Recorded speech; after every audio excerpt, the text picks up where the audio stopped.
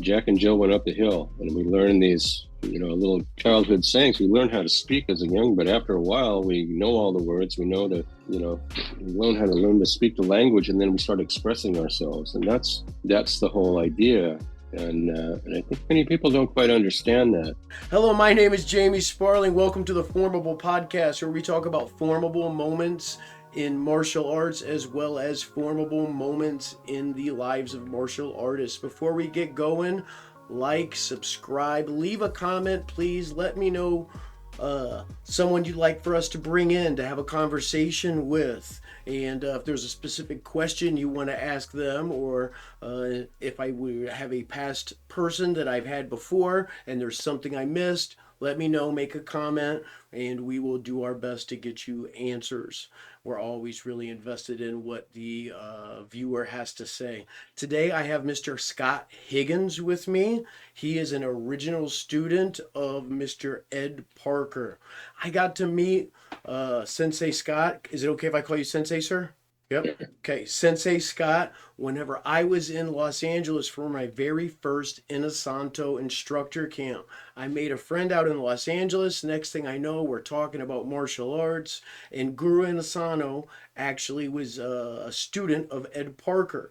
So that kind of furthered my interest. And then Mr. Higgins took me over to Brian Hawkins' gym, and I got to meet a training partner from back in the day when Mr. Inosanto was training underneath Ed Parker, and the gentleman's name was Mr. Cornejo, and it was a formidable moment for me and super influential. So without further ado, it is my honor to have Sensei Scott Higgins here to talk about Kenpo, martial arts, and everything that it has brought him and places that it's taken him. How are you doing today, Sensei? Very good, very good, excellent. Nice day over here in Honolulu. I bet it is, sir. I bet it is. Yeah. How long have you been there now? We've been here for a few years now. Yeah, I was over here many years ago, and then moved back to the mainland. And we had a house over on the other side of the island when I was growing up, and but they ended up selling it, many years later. Mm-hmm. So I'm pretty familiar. I've been back and forth. The family's been back and forth, many times over the years. Yeah. Is that where you got your love of surfing? I remember whenever I was out at Inosanto's, at one point you took me to the beach. We were talking about surfing, what it was. And I'll never forget, I was going through a hard time in my life, and I was sitting on the beach of the ocean, and I'd never seen the Pacific before. And I was just, for lack of better words, bitching. And you went, "Are you okay?" And I was like, "Yeah, okay, all right." And then I kind of went through this other thing, and but you said, "Are you okay?" And then later, I realized as we were talking that I was okay, and I was on the flippin' beach. And that was another like kind of formable moment that I had on that trip, and there were quite a few of them. Yeah. So did when you lived in Hawaii, is that when you fell in love with surfing? No, actually, I grew up in Santa Monica, and I started surfing when I was about 11, Oh, and back in '60s, mid '60s. Telling my age. But looking good, sir. yeah, it was a big board, longboard era. But we eventually started going smaller and smaller, and yeah, I was ended up on a 6 footer for many, many, many years. 6'2" was my size usually. Yeah, surfed all over the California coast, all over Hawaii. Yeah, I was yeah. staying at So a hostel at that time, and there was a guy that was giving surf lessons, and that scared the hell out of me, sir. And that's why I brought it up to you at that time, and you're like, "It's not so bad, it's an experience." And I was like, "I don't know, I'm a Midwesterner, I've seen Jaws too many times. I don't know what it is, but I just don't feel comfortable." yeah, that's an interesting thing that you brought up. Uh, Jamie, about are you okay? I Mm-hmm. had a kind of a mentor back in the day, and I did the same thing. I was really aggravated one day about something, and he asked me, "Well, are you okay right now?" I kind of looked at him and, what do you mean? I mean, do you have, I mean, look at got all your fingers and toes and everything. Yeah, I'm okay right now, but this thing is, and they said, well, what about now? And I said, well, yeah, but this thing over, and he kept bringing me back, and he kept bringing me back to the now. And that was my first lesson in that it's really important to stay in the moment. If you get into the future, you can get very anxious, a lot of anxiety, all that stuff. You want things to go a certain way, but and if you're living in the past, you're going, God, I wish I would have changed that, or if that only happened, or whatever. So my experience in that, and that had a lot to do with my Kenpo training too. That if I stay right here, I mean, I wanted to get better. But I had to do it in the now. I can't do it in the future. I can't get better in the future. I have to do it right now. Yes, sir. So my training was always in the now, but that's an interesting that you brought that up. Yeah, that was a moment for me, and I've told a few people and a few of my students about it, and close friends and things like that. Just mainly the realization that I was actually looking at the Pacific Ocean and it was completely beautiful, and I was like completely miserable, and somehow I wanted you to just go into that giant cup of misery with me. I don't know at the moment, but you refused, and actually we had a really good time, and I'm really thankful that you did that at the time. It was a beautiful reminder. Yeah, it is. Gratitude is a very important thing to have. Mm-hmm. You want to try to, periodically think of the good things that you have. Sometimes we can get caught up in what we don't have or what we're trying to achieve, and that's important. Certainly we want to have those goals, achieve those goals. But at the same time, if we're not grateful for what we have, sometimes we can kind of slip back into feelings of, these other types of feelings, negative kind of emotions. Mm-hmm. So, I think for me, that's what I do. Periodically, I make actually a little list, of things that, that I'm grateful for. Mm-hmm. It's surprisingly, you'd be surprised. When you start putting this stuff down, you really start thinking about it. How much we really have to, be grateful for. I saw a genuine smile as you started talking about it. That was really Mm, cool. I mean, because it yeah, was like, oh, you would be surprised. And yeah. I try to engage in that practice. A daily practice is hard for me, like so many people, but I can tell the difference when I'm, remaining grateful and realizing, at different times in my life that any problems I have now would be things I would pray for. I would have prayed for at different points in my life. Yeah, it's interesting, sometimes that we don't really know. We have sort of a vision, what we think we want, but my experience is when I, I had such a concrete goal. It had to be this way, it had to be this way, it had to be, and it's not going that way, and it caused me a lot of anxiety. And but at some point, I just say, look, if it's going to go this way, great. If it goes this way, great. I want to be okay, and I must be okay either way. If I'm so concerned about the outcome of something, Mm-hmm. that I'm wanting to get something, then I'm sitting, trying to force the issue, So I've a lot of times, I try to look at it, the old saying, when one door closes, another one opens. I found that to be true. Many times I found that to be true. Yeah, I think just being aware of it is huge. yeah, Otherwise, you're going to miss with the door when it opens. I mean, I yeah, know I have at different times, true. and that's pretty normal. It's pretty normal.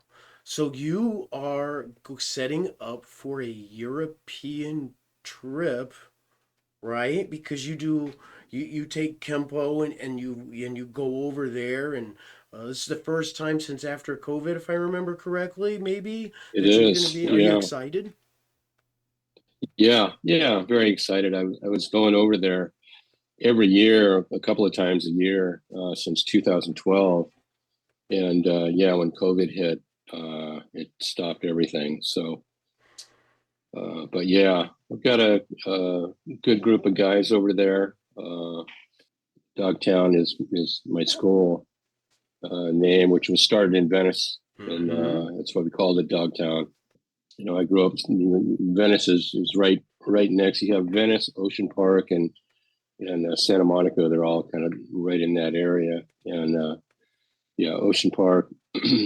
Yeah, that's where the Z Boys and all that. Tony Alva and Jay Adams and all those guys. We all used to. They were big into the skating and I knew all those guys. We'd surf a lot. Tony and see Tony out at Bay Street all the time and back in the day. This is back in the 70s.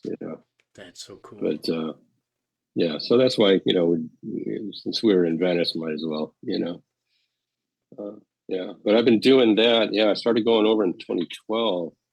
Paul Dye actually was instrumental in that. I asked him. I heard there was a tournament over in Europe, and I called Paul and I asked him if he'd been over there, and he said, yeah. And I said, what is it? And he says, it's a tournament. You go out and you do seminars and stuff like that. And he said you should go. So I said, yeah, I'll check it out. So I made a few calls and got invited over there, and that's kind of how it all started. I met a bunch of guys, and then they invited me back, and so I ended up coming back, and I started doing this. We used to have, back in the day, we'd have these huge seminars. We'd have big seminars. People would come. Because that was really the only place you could get the information. There was no internet or anything back then. But I think those days have kind of gone by the wayside. There's still competitions and stuff like that, but I really enjoy meeting people and seeing what they're doing, how they're doing it, what their ideas are. So I started going around doing a school tour and just visiting different schools, and it's been a great experience meeting everybody and all these guys that are interested in Kenpo, and it's really been a fascinating journey. And so yeah, I'm looking forward to. We're going to go back to Holland and then down to Greece again. Greece is a beautiful place, and Germany maybe, and some other countries. We'll see. That's great. Tournaments, are those specific to Kenpo, or is that is it specific to Kenpo? Does Kenpo have its own style of tournaments? They're open tournaments for really anybody. They call it the IKC, which is sort of an offshoot of Mr. Parker's Internationals. We used to have a huge international tournament in Long Beach every year, and that was started by Mr. Parker back in the 60s, and it was enormous at one time, and that's where a lot of people got introduced. He introduced Bruce Lee to the public, pretty much helped him, and Elvis Presley and all that was part of that. So a lot of notable people would go to that. But then after Mr. Parker's passing, it sort of kind of declined a bit, and but it's been taken up by a few people, and they really call it over there. They call it the IKC, International Karate Tournament. So, but it is open to pretty much anybody that wants to come and freestyle. Wants to fight, spar, and do techniques, or do whatever. Yeah. So that was how you had first gotten invited over there, is to go watch the tournament, and yeah, I got invited to go over there and actually do some seminars. Over there, and which I did. I came from Ed Parker Santa Monica School, and I was one of the instructors over there. There was myself and Muhammad and manager and several other guys. But I was, there was a core, 3 or 4 guys that were doing a lot of the teaching. Larry Tatum was he was the manager at the time, and and he was doing most of the group classes and the advanced class on Thursday night. But yeah, so that's where I came from, and eventually Jeff Speakman, he came to the school, and he came from his Goju-Ryu background, and he started, became friends and training partners, and did that, and that was in the early '80s. That's amazing. There's so much history to all of those names and those people, and you know, I can only see some of that stuff on YouTube. Yeah, yeah, yeah, and that's where Albert Conejo, he was a student of Ed Parker's over there, Yeah. and wonderful man, just a wonderful man. He's very influential in many ways. He's a very spiritual man, and but a tiger. When it comes down to it, he's just that tiger. And you would watch him. He's not a man of great stature, but I'll tell you, it didn't matter. How big you were. I mean, he was just.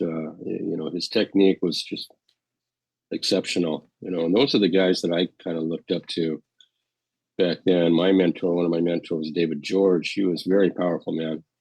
So there's been generations and generations. I don't even really think that it really should be called generations. It's just many practitioners that have come through. I mean, we had in the West LA school a tremendous amount of quality martial artists that would come through there. We'd also go over to Pasadena. Frank Trejo was running the Pasadena school, and Paul Gerard and those guys were all over there. And I'd go over there on Friday night. They had technique line, and Mr. Parker, he had stopped teaching for a long, long time, but he started coming back and teaching again. So whenever he was teaching, we'd always show up for that. And yeah. What was it like training with Mr. Parker? Pretty amazing thing. I mean, his mind was most interesting. One of the greatest minds I've ever run into. The things that he would formulate, I remember when he was teaching us the double club form, it was really the way he was presenting it. It was really more of a concept form than it really was, because you have two sticks in your hands. But that was in the time when the FMA was starting to really, get noticed, and Danny, Santa was had his school, and he, was becoming. You're seeing it more in movies and so forth. But I think Mr. Parker wanted to have one of our in Kenpo as well. So it's really not a stick form per se. It's really a club form, and the clubs are right around 20, 24 inches. Okay. And so it's not a 28-inch, collie stick. Mm-hmm. It's shorter and heavier. It's really bone breaking, and really a dominating kind of form when you're doing it. Yeah, a lot of people. That's a big misconception. A lot of people, they do it with the collie sticks. You can do it, but the movements are kind of difficult with a long stick. It's really not for a long stick. Yeah, as you know. Sure. There's some techniques that lend itself to the Largo, method, but range is everything. Yeah, I'm a proponent of Serrata myself. I enjoy Serrata, and I think Serrata is a good complement to Kenpo, because it's Serrata means closed system. It's right in there. It doesn't. Not a whole lot of wasted motion. There's not any huge circles. It's all very tight and very efficient. Yeah. Are the Kenpo clubs, are they similar to Serrata sticks? Because those are, as I believe, they're also shorter and much more thicker, I guess, diameter. Yeah. I actually train with a pair of tire knockers. The truckers. They use to test, check the tire pressure. They're about right around 20, 22, 24 inches. And it's like a little baseball bat. It's like a little kid's baseball bat, basically. Mm-hmm. And a little bit of head weight to it. And that works very well. And yeah, I but it's bet a it would lot work. different. Huh? I said, I bet it would work too. I bet that makes you strong, right? Just a little bit Oh of yeah. extra weight or whatever in the grip and whatnot. And yeah, Oh yeah. Yeah. It'll work your forearms good. Yeah. But like anything, in any of these things, the body has to be behind the action. mm-hmm. And a lot of guys, they get so caught up in the hands and they're all up in here and there's nothing, it's all just stick. And the speed, is if you can go fast enough, it'll have a great impact. But, Mr. Parker was a big proponent into getting the body behind your weapons. Yes, sir. And Body mechanics. yeah, you kind of have to slow them down, slow your hands down to so the body can Catch catch up. up. Yeah. It's all about timing. So, I saw one of your videos. I was going through where you were talking about a particular form, and then you used the movements against a different type of attack. I thought that was really interesting, especially that's what we're kind of working on with our AIM program is boiling it down to a root motion, and then a lot of practice in that motion with sticks or maybe daggers or empty hand, and then how many ways can we apply that motion, right, as opposed to a technique. So I thought that was really, really interesting. Did you find that like the longer you did Kempo, the way layers peeled back, or is that something that always was in your mind? well, the way Mr. Parker laid out the system, he developed that you see the motion repeated over and over in different ways, just like you were saying. And that's part of it is be able to identify that motion. What you're really learning, it's an alphabet. It's an alphabet of motion Mm-hmm. that you're learning how to speak with your hands, and you want to be able to, the more you understand those motions, you understand these different methods the weapons are using, the targets they're being you're used striking, then you're able to express yourself.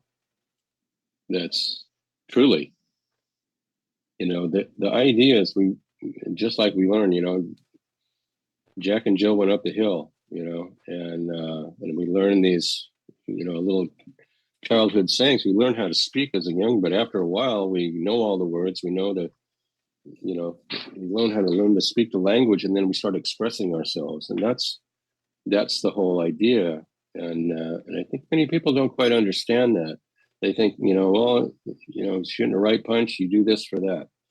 Or if he's doing a push or he's doing a grab or he's doing a kick, or, this is what you do, many things that you can do. It's endless, the combinations that you can use, but I think you need to have a good working understanding of the motion itself. Uh, how does one technique relate to the other technique? And Mr. Parker used to tell us all the time, he says, these are ideas, man. These are ideas. You learn these fundamentals, and you make up your own technique, according, and you use them according to the situation at hand, Sir. you know, and that's really, I never heard that from anybody before. Did you do like karate beforehand? Was Kempo your first style? Um, Yeah, I did when I was a kid. I did judo okay. and a bit of that, and but I was when I was in grade school. It's funny. I got in a fight in grade school, and it didn't go quite as well as I'd hoped. Sir, And yeah. so that afternoon, I went over to karate school, and it was a guy named Bill Ryosaki. It was his school. It was in North Hollywood, who incidentally was the school where the Cobra Kai, I knew you the were gonna Cobra. say that. I didn't want to Yeah, jump in at that moment. Yeah. yeah, it was Cobra Kai. That's where they filmed it at Bill Ryosaki School on Lancashire.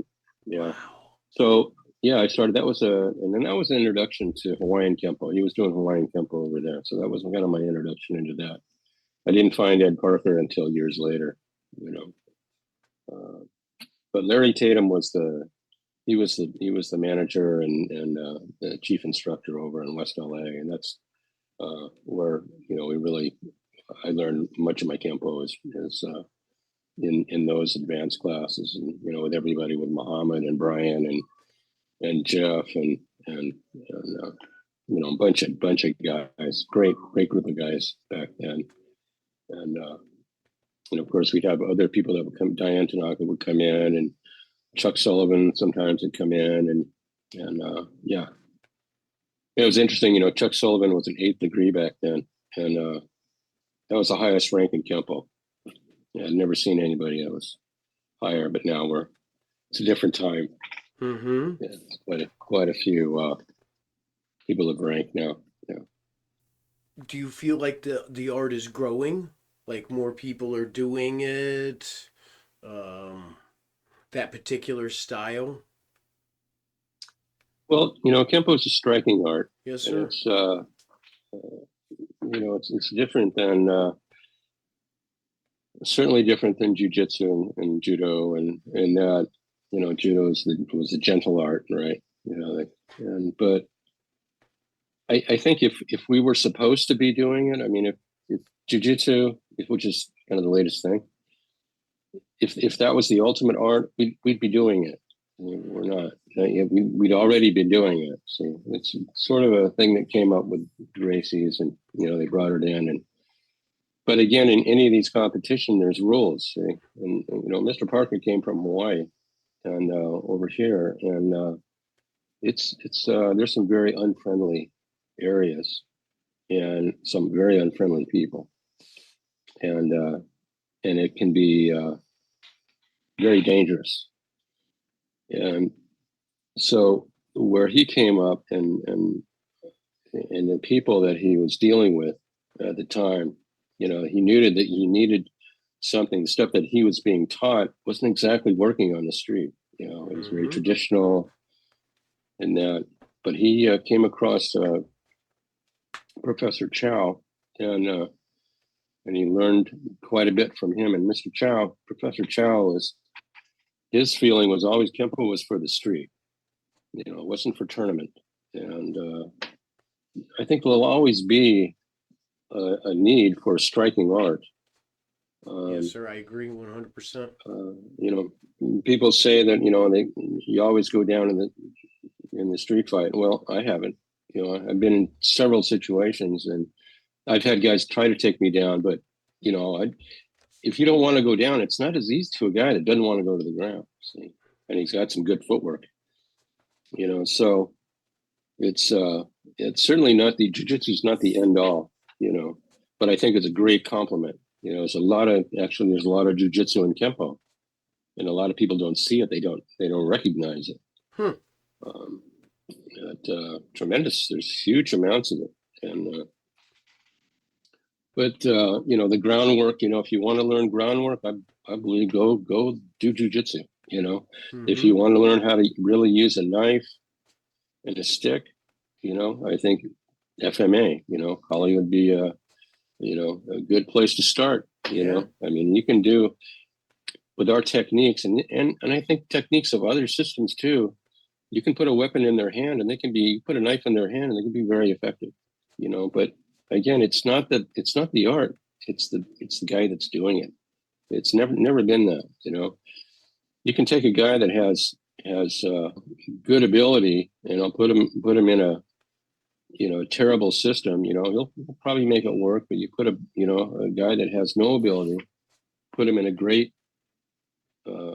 system. He's only going to go as far as he can go. So it always depends on the person. Kenpo is not for everybody, and jiu-jitsu is not for everybody. Exactly. So there's no one art that you have all kinds of. Then you have people that are meshing it together, that are picking and choosing on that. Well, you're dealing with one guy's opinion about what's good about this system, and taking what he thinks is good and putting it in. Okay, if you trust that and he's qualified, all all good. But I stayed in Kenpo. I've done a lot of different things, but I made Kenpo my primary art because it was so effective and very clear cut, very understandable, and very effective. I And remember it saved me several times. Yeah. in 2008, you took me over to Mr. Hawkins, and I always thought Kempo was fascinating. Before I got my first instructor in Filipino martial arts, I actually met him by asking another instructor at a school if he knew anybody who did Kempo, because I had seen the perfect weapon. And I just thought Yeah. that it was so amazing because the way he used his hands was the way many other people in the action cinema use their feet. And he was so fast that you couldn't really tell what was going on. So I asked a gentleman who had a Taekwondo school if he knew anyone that knew what Kempo was or could find me a Kempo teacher. And I'll never forget it. He took a book out, and it ended up being my first instructor's Kali manual. And he kind of tossed it out there, and he goes, "I know some guy who's going to teach Kali. I mean, I don't know what that is, right? But that's something worth looking into." And when you took me over, you showed me the five swords technique, and there was a couple different things. For some reason, I had read about the five swords in a magazine or something, and I was like, "Can you show me that?" And you showed me that, and then a few other techniques, and very efficient, very fast. It was an amazing experience. And then, if I remember correctly, then we finished with me showing you a little bit of the knife, and that Yeah. was yeah, that was Yeah. that was lots of fun. Yeah. So It was quite a while ago. Yeah. yeah, you had no idea. I remembered all that. That was a big deal for me. That was really cool. And later on, I went to class and told Guru Dan that I was hanging out with Mr. Cornejo. And you should have seen the Hmm. look on his face because he's like, "Hey, yeah, how's he doing? Yeah, he's doing great. Yeah. Wanted me to tell you Yeah. hello." And Yeah. He was back in that area. I think maybe a little bit before, but pretty close to the same time. Yeah. I remember then too. He also said that, like one of the person he really really liked watching was Sifu Larry Hartzell. Like Yeah. whenever Yeah. you guys were talking amongst yourselves, he leaned over and he was like, and Guru Dan was always amazing. But if you wanted to see somebody just put it on, Sifu Larry Hartzell, he would just put it on people, Yeah. Yeah. and I've made I've made friends with some of Sifu Larry's students and told them that story, and they got a legitimate smile because Mr. Cornejo didn't have to tell me that. It's not even what we were talking about, but he was very adamant that you know he shared that piece with me. When you think of Kempo, sir, as opposed to other martial arts, if you were going to tell somebody, I think you should try Kempo, what kind of benefits would you tell them? Well, first of all, I try to make sure they can find a qualified instructor. Yes, sir. And as well as I do, our martial arts community. There's a quite a spectrum of ability out there. You know, Hmm. And even broader uh, spectrum of personalities to go with said, yeah, yeah, abilities. it's a huge arena for the ego and all that. If you want to if you can find a good Kempo teacher that'll teach you the fundamentals and all the concepts and the principles behind it. But if you want to do groundwork, incorporate that. Jeff Speakman has incorporated groundwork into his system, and all well and good. I mean, if it works, it works. If you can do it, but again, a technique itself, you can say, okay, he's going to shoot a punch, and you're going to do this, and then you do that, and then you do that. But when you get out in an actual situation, you have no idea the speed it's going to come out, really the direction it's going to be, which hand, the distance, the range, all of those things, it all goes out the window. You're usually You the have to last to know. spontaneously, yeah, you have to spontaneously adjust to that, you know. So in any of these things, I think, they're simply ideas, and it's how you train yourself. I think it's going to make a difference. You have to make your training as realistic as possible, as varied as possible. So you can have some, Mr. Parker laid it out as there's the ideal phase. So we would teach the ideal, which is okay. It's basically the ABCs. Okay, he punches, you block, you chop, you elbow, or you kick, or whatever. That's the fundamental. You get the fundamentals, you get the body, what the body is supposed to be, position it's supposed to be. You have the angles correct, you have your stance, your alignments, all of those things are all okay. This is how to maximize that block or maximize that strike. The body really should be in this type of position. So you learn all that. And then you go to, that's the ideal. Then eventually you get the ideal and you can do it by the numbers and without thinking, you can do it. And then you get to the what if part of it, which is the next section is, okay, well, what if, this technique was for a step through, the right punch. Well, what if he doesn't step through with a right punch? What are solutions to that? What if he jabs first and then he does his punch? Solutions for that. What if he kicks first and he finds solutions for that? So you exhaust all possibilities. And this is what he wrote out. He says, you must exhaust all possibilities of counters to really get an idea of what could happen. If you just say you do this for a right punch and do this for a left punch, you're not going to have the whole picture. Mm-hmm. So you have to exhaust all possibilities of what they can do.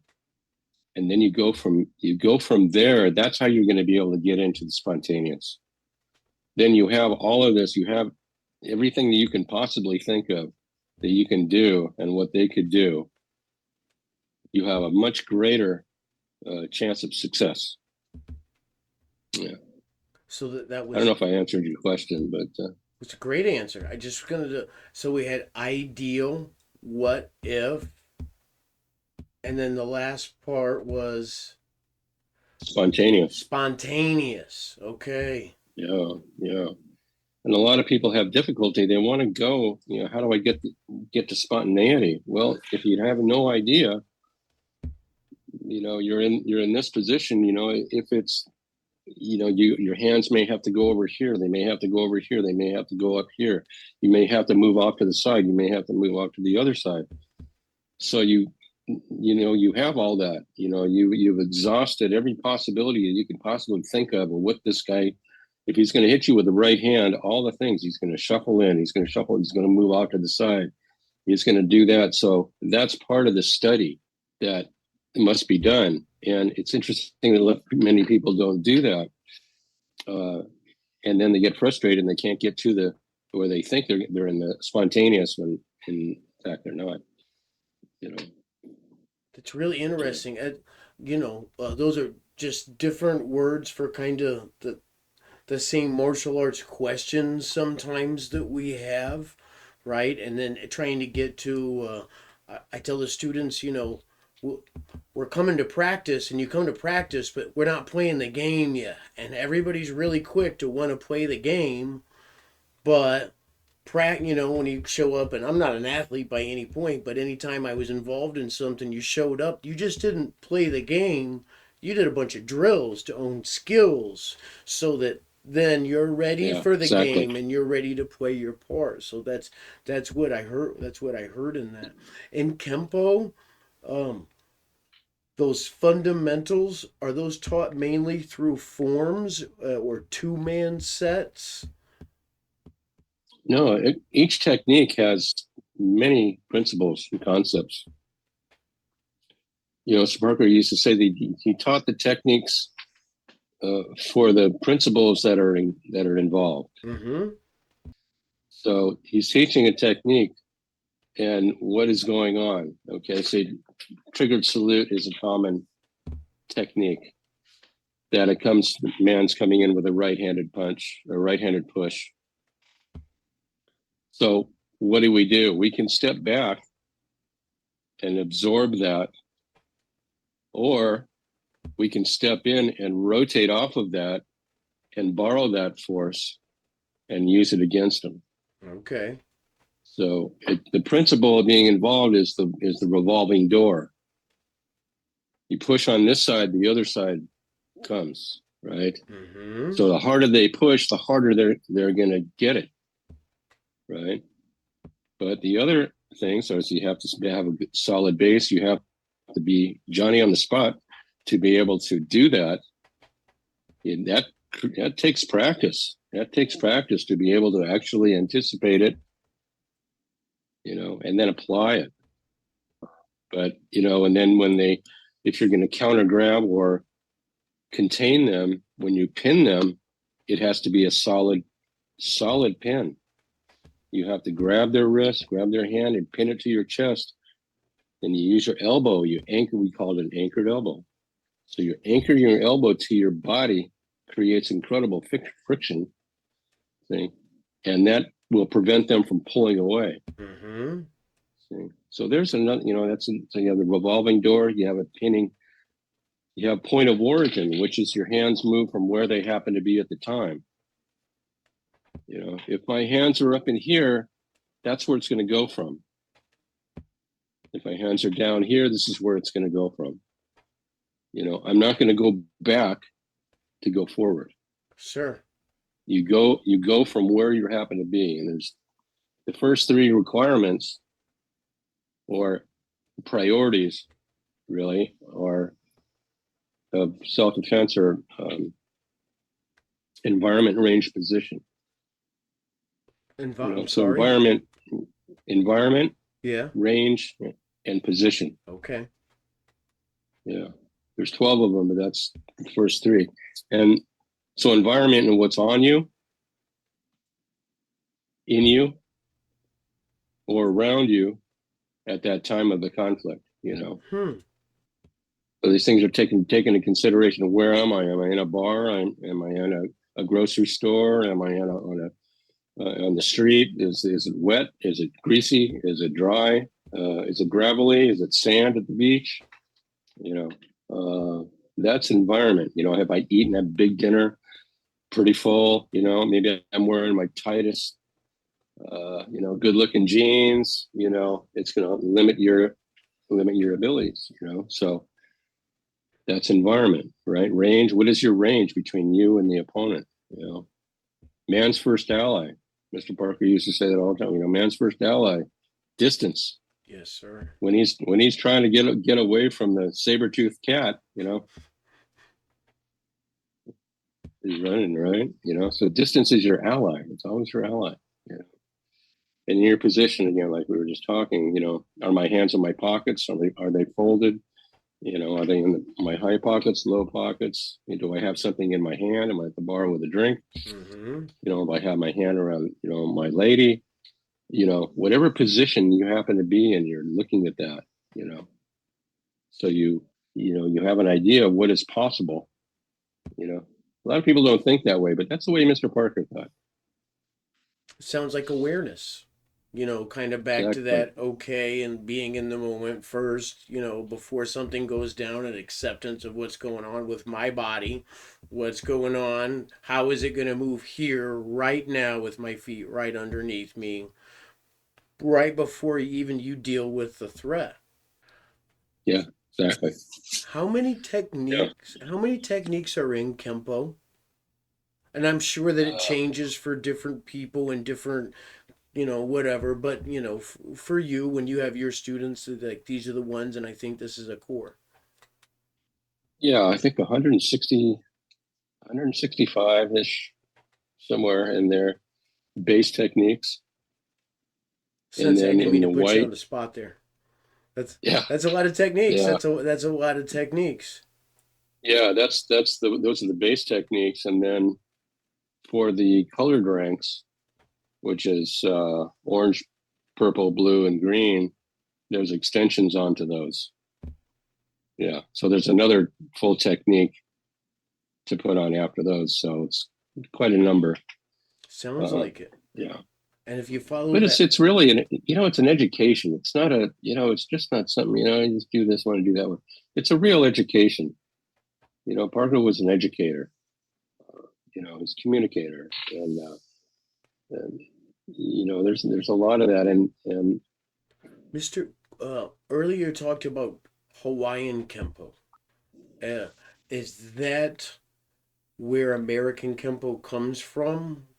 I'm ignorant to some of the history pieces, so I just thought I would ask.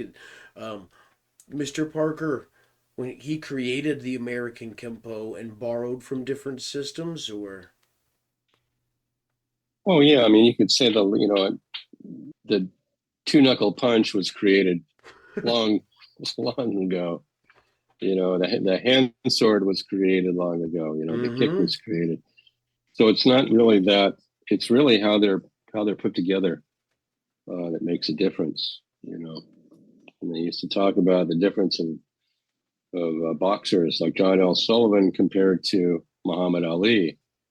John L. Sullivan's, that kind of old turn of Mm-hmm. the century, 1800 manner of boxing. And you put Muhammad Ali or Joe Frazier or Mike Tyson, or how they, you can see how it can evolve into their methods, and their deliveries are different. But Mr. Parker didn't. Uh, he created a system, but he borrowed from many sources to put something up. But he put it up in a logical and practical manner. It's his creation. Mr. Parker's he created American Kempo. He named it American Kempo. It wasn't Hawaiian Kempo. He came from Hawaii. In Hawaii, there's a tremendous amount of arts that are, it's a big melting pot. Mm-hmm. And Kaji Kempo is one of the bigger systems that many guys teach over here, and which was developed by Adrian Imperato. So, but they were Mr. Parker and Imperato were Training what is partners, that? or They're both at the same time. They were both training with Professor Chow. okay. And then of course Wally J was over in this area, and Wally J's small circle jujitsu, tremendous system. Highly recommended. So there's been a lot of great artists that have come out.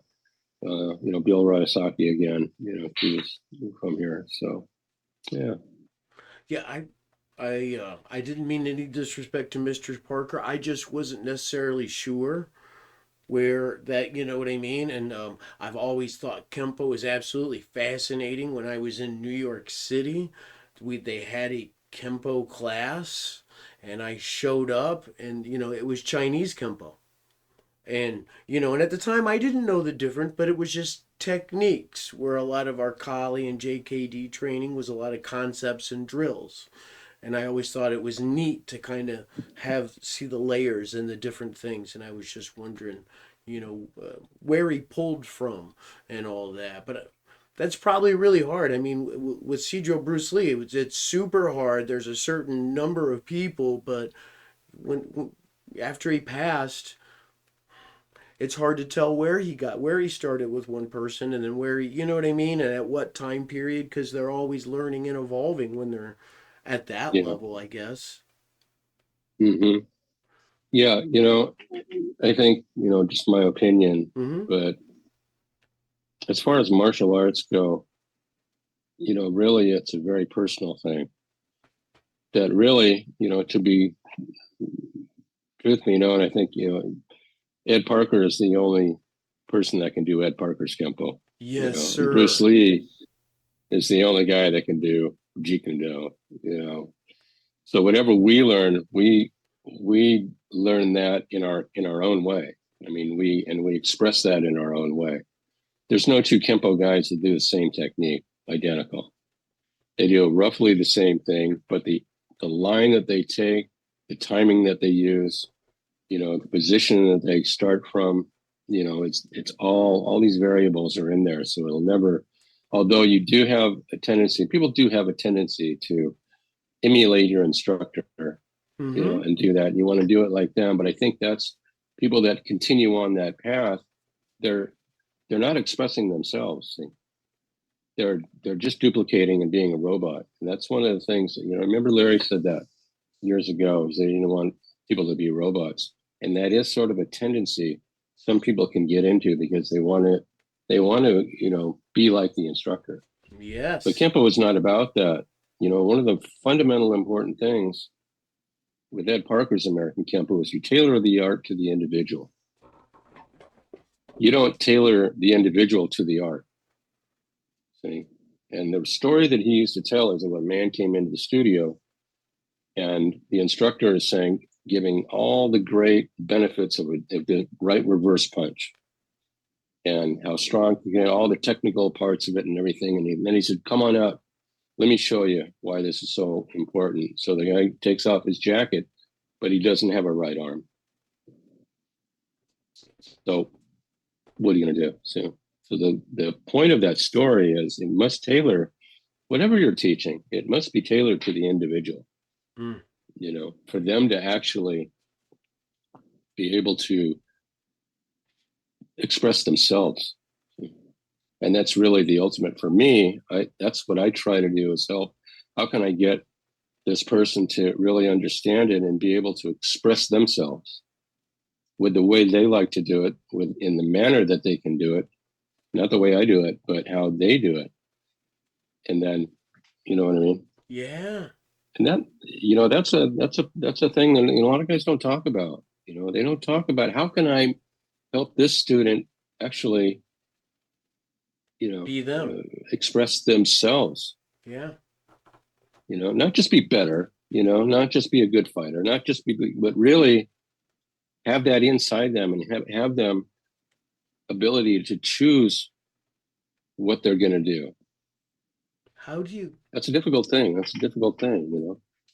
Well, it's very Yeah. difficult, and once again, kind of bringing it back to being aware. As you're teaching, I would imagine, and for myself, it's what I try to do. Sometimes it even gets me in trouble, but try to really see where the student is coming from as they're moving their body. And some days are better than others. Some days somebody's knee might be a little tweaked. So, how can I help them with the cross that last week I was saying we're going to sit our butt down and hit and sink into it, but this week if I do that, this person, they're not going to have a good class. So Yeah. trying to be Yeah. aware of where people are at in their journey and help them to get where they want to go.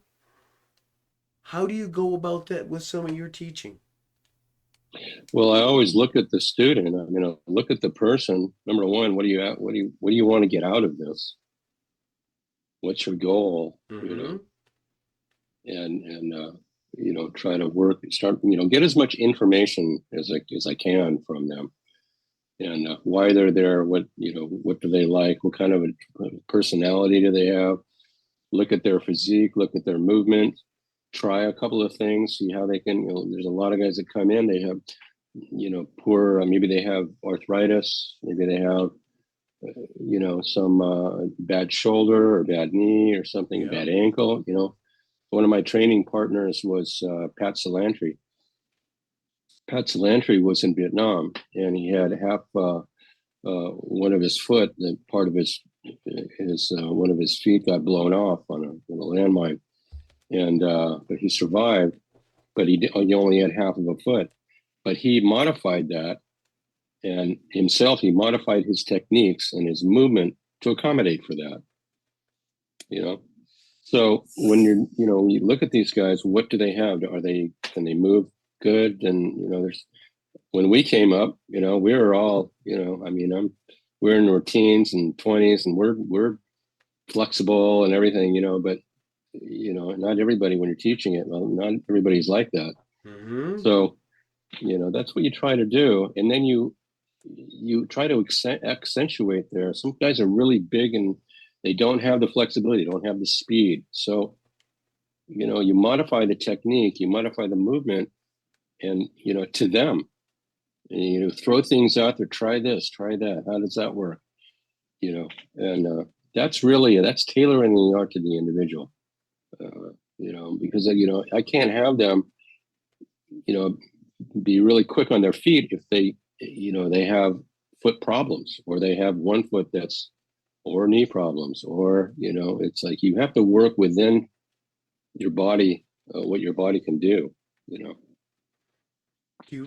When you teach, do you do a lot of one-on-ones or classes? And the reason I ask is that would be challenging to do in any type of situation because you're downloading a lot of data even as your student is moving, right? How is it if you ever, you after watching them move a little bit, you'll know if they tripped yesterday, right, and stubbed their toe because they're just moving a little bit differently or some type of piece. And in a class it might be harder to do that for each person. Does that make sense? Sure, yeah, but in that kind of situation, you just see if they can do the best that they can.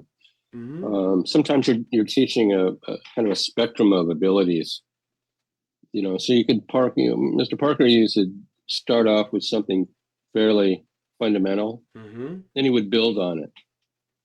And you could see the people that were getting it and people that weren't getting it, but then you kind of keep adding and kind of going back and forth and adding to it, so the new person coming in has something to work with, and then the advanced person has a little something else to work with. So it's it's a challenge to be able to teach a spectrum of individuals. Did you see that from Mr. Parker as he was building those building a progression kind of like in real time? Yeah, and he would tweak things. He would change things around. He would change those techniques on the spot. And people get caught up in it's got to be this way. It's got to be this way. Well, I discovered there's a lot of right ways to do these things.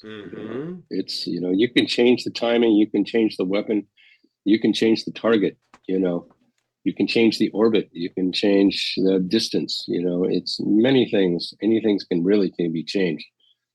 But he used to talk about not necessarily, you get a lot of people that they're going to take it to the next level, or they're going to take it, they want to progress the art, a lot of that stuff. And it's not about that. It's about sophisticating the art. And Mr. Parker talked a lot about that, that a good example would be we'd be doing a technique, it's called circling the horizon. And where you parry the punch and you come up and the way it was written is you parry and do a vertical punch to the temple, so you have your fist in this position. So I would be doing that, and he says, "Scott, do this technique." So I do the technique, and he goes, "That's good." See? But he took my hand and he turned it on a 45-degree angle, and what it did, it put it right underneath the cheekbone. Okay. And he said, what you have there is called a fitting strike. See? Same technique, but now we're fitting the weapon to the target. See? And that was an interesting concept. That was an interesting, I mean, that's the kind of stuff that he would do. And that's a sophistication of a basic technique. Not this technique, crack a guy in the temple. Not that won't work. But that's another interesting, adaptation to that, or sophistication of that same move. See, and that's what Mr. Parker used to do. He didn't say, "Oh man, we got to throw this stuff out. We got to start doing jujitsu." No. We got to start doing kali. No, forget about all that stuff. No, it's not going to work on the street. But and you get all of that nowadays. When there's so many guys that don't even understand, they don't even understand what Mr. Parker was trying to do. It's unfortunate. But it's not about the technique. Never has been about the technique. I do it like this. I do it like that. I like to, I wouldn't do that technique, and blah, blah, blah. Never been about the technique. And Mr. Parker told us it's not about the technique. Just imagine. It's about the.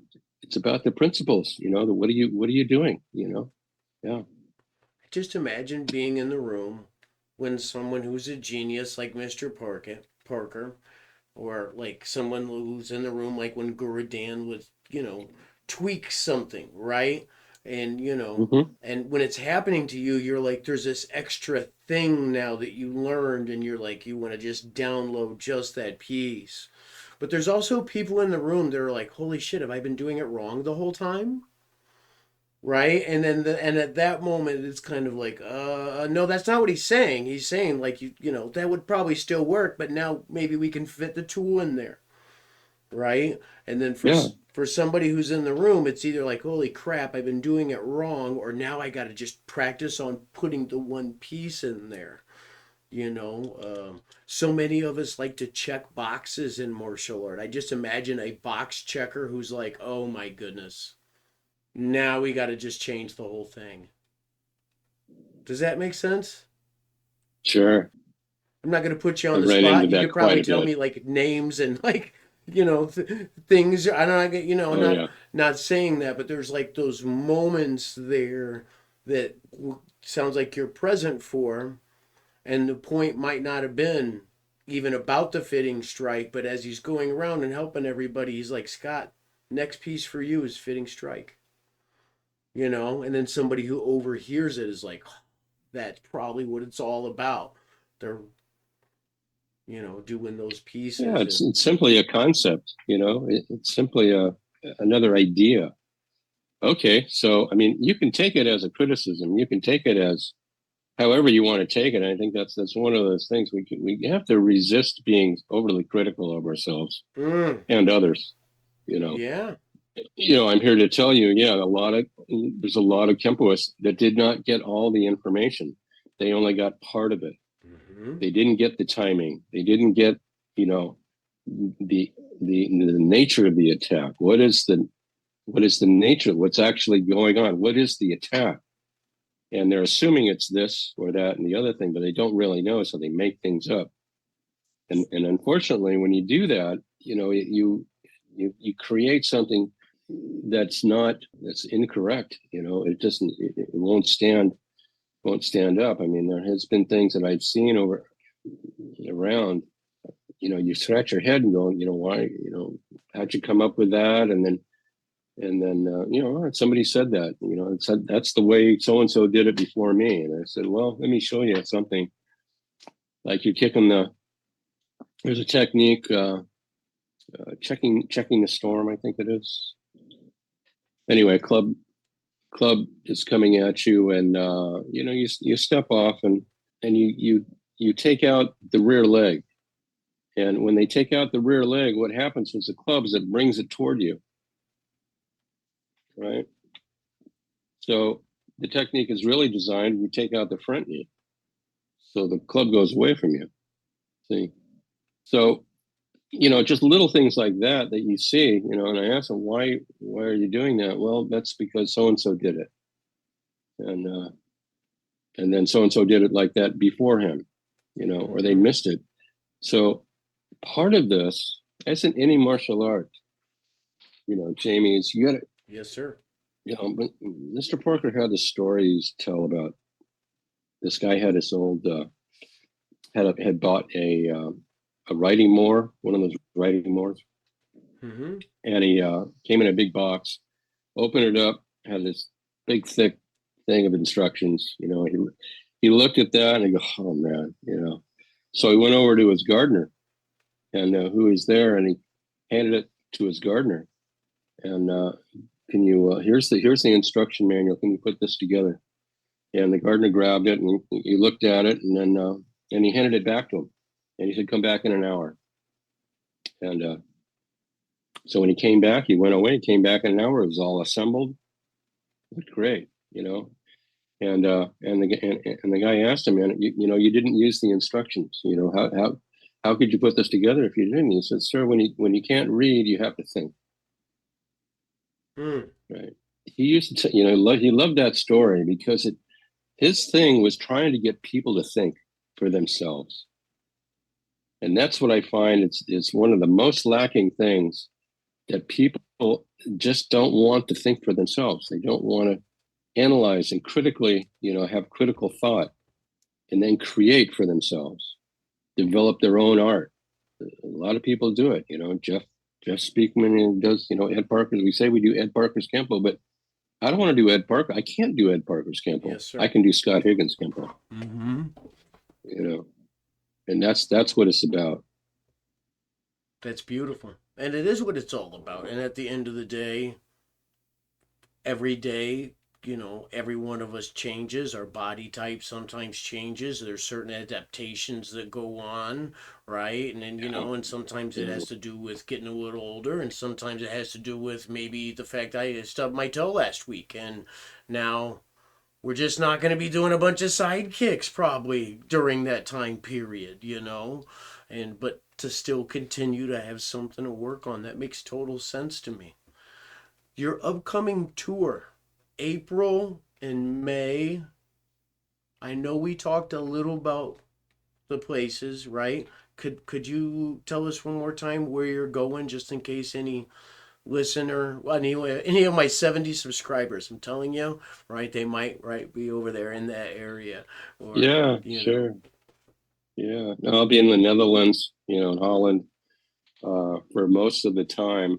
That will be the base, and then I go out from there. I could really go anywhere. I've been all over.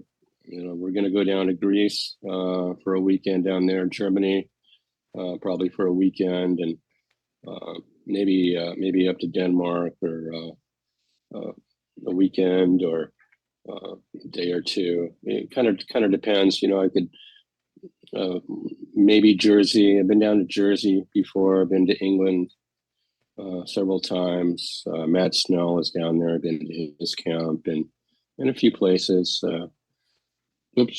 And Ireland, possibly. I've been over there. Yeah. So, yeah, if anybody is interested, at all, I mean, I'll leave them my email. They can email me. We'll put it in the description along with any links to Dogtown American Kenpo. Anybody that might want to just check you out.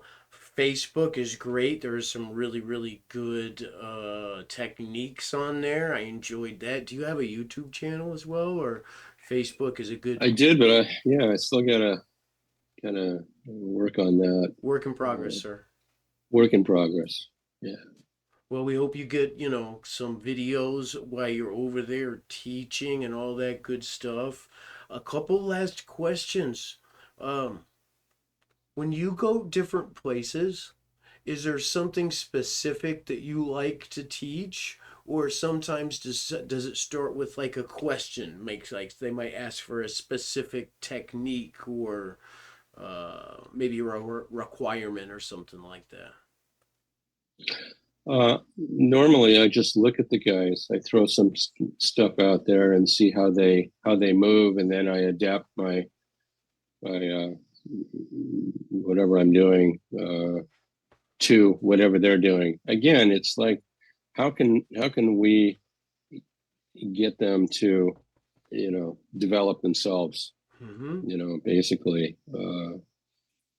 Get them to maybe to move better, to maybe try a different angle on this, or a different move or something. And that's why the instructor has to know what he's talking about. You really have to know your subject to be able to do that with somebody.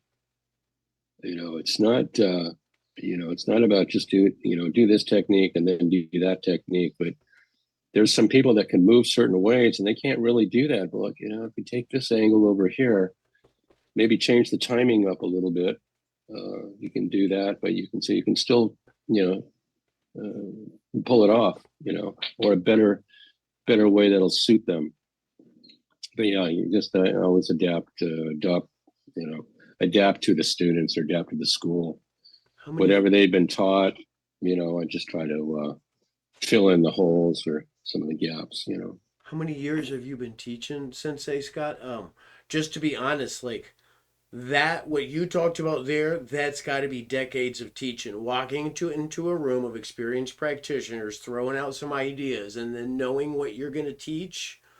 for sometimes 2 hours, sometimes 4, sometimes 2 days. That takes a lot of experience. How long have you been teaching? Sure. Well, I did. I started in 1971, but I found Ed Parker in the early 80s. And so I've been studying that since, so it's coming up on 40 something years. I don't know. I mean, I got my black belt in 1986. Mm. So, yeah, I was, again, I was teaching at the school, and we did a lot of, we did a lot of teaching. We had a very, very busy school over in West LA at Mr. Parker's school. We were just, every day we had just tons of people coming in and out of there. It was really just a great experience, a real melting pot. Larry would teach, some of the endings on Thursday nights. But we had so many guys coming in, man. And I was watching. You'd watch one guy sort, and then like John Corrigan, he'd come in, and you watch him do like 5 swords, and you look at it, and you just go, "Holy mackerel!" How does that? What did I just see? Mm-hmm. So there was all these guys that were really just exceptional martial artists, and it was a really just a potpourri of experienced people over there. So it was really a great time, but very busy. I was teaching. I'd get there at 4. I wouldn't get out till 9, and doing lots of private lessons. Did private lessons 5 days a week. I was running the school on Friday, and again, I was there. Nasser was there, and but you just had a bunch of guys. Just so many guys. Really, really nice group of people, and lot of energy, great energy. Yeah. Well, thank you for sharing more stories and the different concepts and theories and things. And I always find it fascinating when I'm able to talk with somebody in any martial art, but with that much experience and it kind of, being in the room with Mr. Parker when he did say, this is this particular thing and making a change, and then how the art spreads sometimes. I mean, can almost sometimes even be based on that small moment of change as opposed to the whole thing. And the history always gets me. Yeah, that's an interesting thing, because it's really not about change. It's about adaptation. It's about sophistication. And that's, I think that's part of the trouble, is like people misunderstand it, like, oh, he's changed it to this. Now he's changed it to that. No, that's still valid. It's just, you can do it that way, and you can do it this way. And then if you go back the next week, they'll say, instead of here, we're gonna go down to the throat, or we're gonna go to the collarbone. We're gonna go. So it doesn't matter. It's always, it's a basic motion that's going on, that you're constantly refining your motion. You're finding your method, Mm-hmm. and it's development of method. And yeah, That's a beautiful thing. yeah. Sometimes, and I don't know about Kempo, and I'm trying to say anything, but sometimes students almost make ourselves a self-imposed gatekeeper for certain things.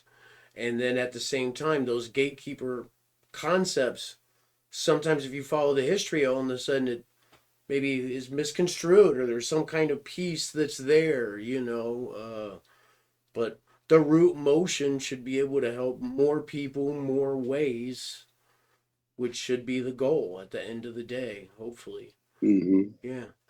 Yeah, I teach it sort of in some of these techniques. I teach the evolution of the technique, and so you can see where he started with this, and then he modified it to this, to modified it to that, and so you can see the evolution of that motion. But it's basically the same motion, you know.